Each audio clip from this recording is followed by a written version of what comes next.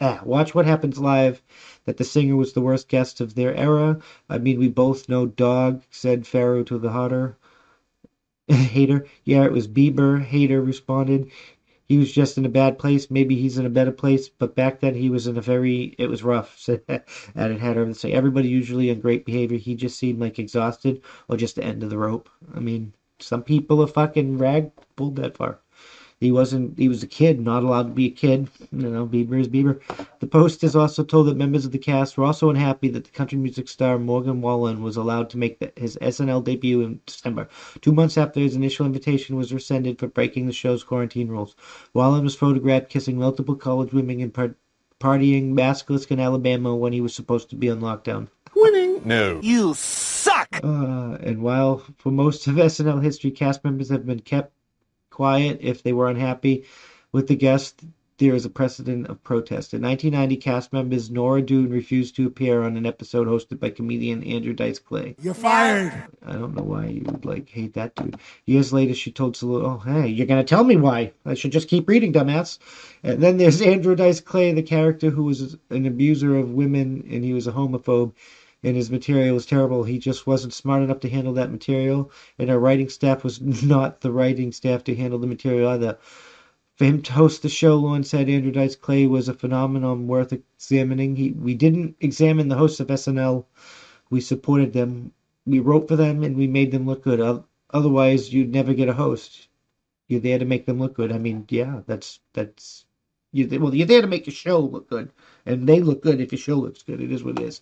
I mean, I guess unless you get a really horrible person, and then you could probably dog on them the whole fucking show, and it would still be good. People would watch it, but they probably won't come back. But her refusal didn't exactly make Doone popular with castmates. John Lovitz called it a betrayal and accused her of making the cast look like we were sellouts for doing the show with him.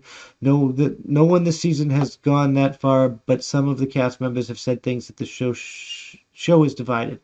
On Late Night with Seth Meyers, Michael O'Shea said the Musk, he's the richest man in the world. How could you be excited for that? Because he's fucking funny. Peter Davidson's agreed. He's the meme king, like the techno king of Tesla. That's why he's fucking Doge won to space. But we'll get into that next. I just don't understand why this is the dude everyone's so freaked out about. Davidson and on the show, The Breakfast Club. I was like, what did he do? He was just like, blah, blah, blah. These are just people complaining, and it's fucking utter garbage. I really don't like people complaining, and so we're not even going to continue here. Fucking Elon Musk's a funny bastard. He's successful, and people want to be him. That's why you get excited for him, because people want to be him. People want to be rich. They want to be famous. They want to be powerful. It is what it is. It's ingrained in our nature to find somebody that you want to, like, that has what you want, admire them, and then work to obtain it yourself. That's how winning is done. Winning. Winning. I'm just fucking saying. Alright, moving right along. Elon Musk, that dude we were just talking about, accepted payment in Dogecoin, and he's sending Doge 1 to the moon. Winning. They're trying to set cryptocurrency as the standard medium of trade for interplanetary space. That's how winning is done. Oh, that's fucking beautiful. Let's get into this. Let's just get right into this. Read this article, because this is exciting. I'm big into crypto. I mean, Bitcoin is much better than Doge, but in crypto, if you can make money, you can make money, right? It's better investment all along than fucking other things. But Bitcoin's really the new gold. But don't take you can't take legal financial advice from me. So winning. I'm just putting that out there. Elon Musk SpaceX will launch the Doge 1 mission to the moon in the first quarter of 2022, with the companies accepting the meme-inspired cryptocurrency as full payment for the lunar payload. Winning. So it's Geometric Energy Corporation announced that the Dogecoin-funded mission on Sunday, which SpaceX communications teams confirmed in an email to reporters, the mission's financial value was not disclosed. Doge 1 will fly a 40-kilogram cube satellite as a payload on a Falcon 9 rocket, with GEC's saying its payload will obtain lunar spatial intelligence from sensors and cameras on board with integrated communications in computational systems. SpaceX Vice President of Commercial Sales Tom Ochenero said in a statement that Doge 1 will demonstrate the application of cryptocurrency beyond Earth orbit and set foundations for interplanetary commerce. That's how winning is done. Like this is gonna like huge. The dollar is not the medium of standard in space anymore. Cryptocurrency is. Winning. We've excited to launch Doge 1 to the moon, Asano said. Musk previously announced the company's plans, albeit in a tweet on April Fool's Day. SpaceX is going to put a literal Dogecoin on the literal moon, Musk wrote. Winning. Of course you are. Dogecoin mission comes after Musk's the self-proclaimed Doge father made his debut on host the Doge father. Winning. Oh, that's much better than the fucking Crypto King. Made his debut on the host of Saturday Night Live. The price of Dogecoin plunged during his appearance, falling below 50 cents, despite his references to the cryptocurrency. For SpaceX, the announcement also comes on the day as the company sets a new record for its Falcon 9 series of rockets after launching another batch of Starlink satellites into orbit. SpaceX landed on Falcon 9 rockets, boosted for a 10th time, a benchmark Musk has previously described as key in the company's progress to reusing its rockets. This dude is making leaps and bounds in fucking space, and you'll wonder why people are excited to talk to this fucking dude. This dude's doing... That's how winning is done. This dude's fucking doing things. While we're all fucking twiddling our thumbs and like, oh, we're gonna survive on this planet. He's like, we're gonna move out into space and it's not gonna fucking matter. So you can figure it out or you can't figure it out. But we're out, bitches. Winning. It's designed to do 10 or more flights with no reimbursement between each flight, Musk told reporter. Oh, that's fucking pretty sweet. We believe that the Falcon 9 boosters are capable of an order of at least 100 flights before being retired, maybe more. That's actually not fucking bad. That's not bad at all. That was a short and sweet article, but I mean, it's a short and sweet story. Like fucking Elon Musk's, all of the fucking electric car things that are going in are like Winning. way stations on the road, on the highways and stuff. The Tesla, like he's made a new battery, which I don't know how it's better than what we have, but it's not what we need, but it's better than what we have because our battery technology is sorely abysmal. He's fucking putting the Starlink up, which is going to be a cheap alternative fucking internet Winning. satellite capable of interplanetary fucking communications when the time comes. He's doing things. That's how winning is done. That's why people admire him. Bill Gates is on the fucking eugenics commission, and people don't like him for XYZ, but there are still people out there that admire him because he's building things with Microsoft. That's how winning is done. There were people that didn't like Steve Jobs, but there were people that admired him because he was building something with fucking Apple. That's how winning is done. There's some people that don't like Tim Pool, but there's some people that watch Tim Pool because he's building something with his empire at Timcast. That's how winning is done. Winning. We're building something here too. We got to build together. Elon Musk's the way. The Dogecoin, Ethereum. I mean, I don't know how good Doge is. Bitcoin is the one.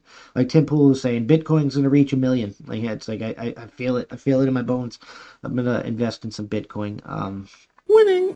Probably put like $100 or so a month to Bitcoin. I haven't figured it out yet, but I'm gonna start investing in Bitcoin because it's an asset that doesn't depreciate. It's an appreciating asset. Property is an appreciating asset.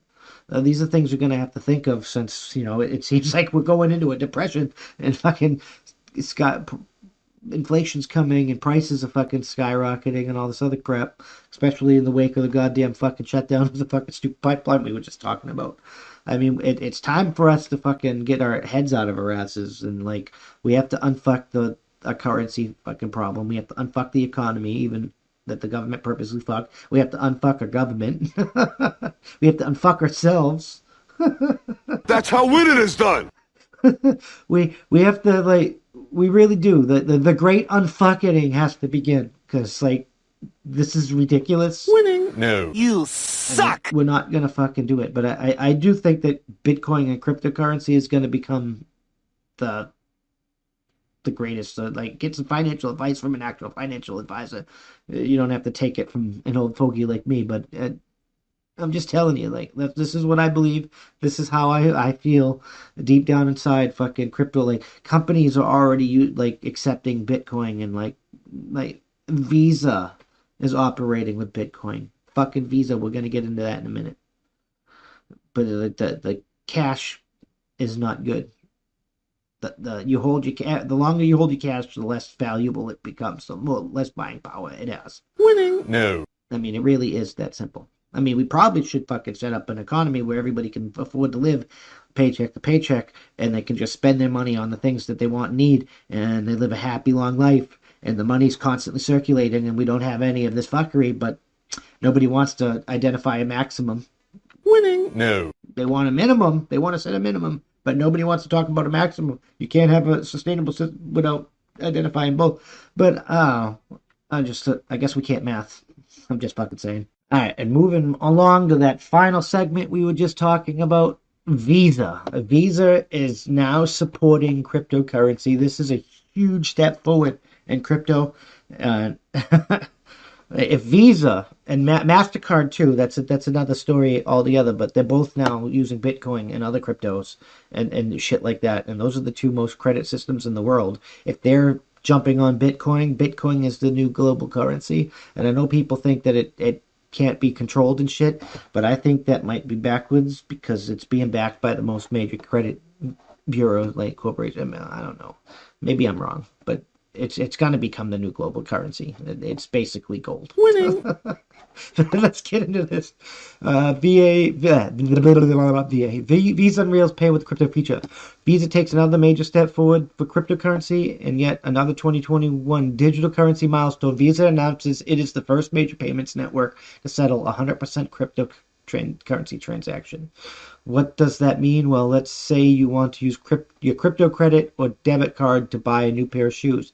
Previously, the payment would first have to be converted into a fiat traditional government-backed currency like the US dollar before it could be processed. The extra step is in a transaction adds cost and complications. For example, since a cryptocurrency balances can fluctuate dramatically, even the slightest delay could change the transaction amount. This can make things tricky for the vendors and payment processors. I mean, yeah, we gotta unfuck that quick. In this landmark transaction, Visa's payments stayed in cryptocurrency all the way. This means that eventually crypto businesses won't need to convert the fiat currency to process payments. Like Bitcoin it's going to remain like gold because it's too unstable and it fluctuates like that. We're going to have to come up with a new like medium, like a new dollar bill, like a Dogecoin as the cash. So we're going to have to Ethereum. We're going to have to figure out something. Ethereum is like silver, if you ask me, but you got to figure it out as you go. Like we have to figure it out. That's how winning is done. In this landmark transaction, Visa's payments stayed in crypto all the way. That means that eventually crypto businesses won't need to convert to a fiat currency to process payments.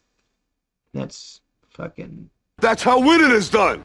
Excellent. That's gonna be fucking. But Visa is accepting crypto. Like that's a fucking like Bitcoin and crypto is here to stay. Find the best stockbroker for you among these top picks. I should have bought fucking crypto so long ago when fucking, Sergeant, you did it. You fucking told us we should do it. And I told you fucking crypto was like a fucking digital currency that can be tracked by the government and it's fucking worthless. And you just laughed at me and now I'm laughing at myself. You were right, buddy. You were fucking right. Find the best stockbroker for you among these top picks. I bet you're living like a fucking king right now, bro. That's how winning is done. For a special sign-up offer, outstanding customer support, $0 commissions, intuitive mobile apps, and more. You'll find a stockbroker to fit your trading need. Oh, that's just a fucking ad. You suck. As a consumer, you may not notice the differences, but it couldn't impact how many businesses accept crypto payments and whether or not more credit or debit cards will begin to offer the feature. Can I use my Visa card to pay with Bitcoin? Not yet. This is a small but extending step for cryptocurrencies, but it's still only a pilot project. I wonder what the date of this is, because they announced the crypto-backed card. I think that's what this is talking about, though. For now, Visa is working with crypto platform, Crypto.com, and Anchorage Digital Bank on this new initiative. The partnership will allow Crypto.com to settle transactions with Visa using US coin USDC, which is a stable coin. Unlike other cryptocurrencies, stable coins are pegged to fiat currencies like the US dollar, so they aren't as volatile as cryptocurrencies. So our dollar is already in a US coin? Interesting. Visa expects to roll out the system to more partners as the year goes on. The program furthers Visa's relationship with Crypto.com. Currently, Crypto.com offers 5 prepaid Visa debit cards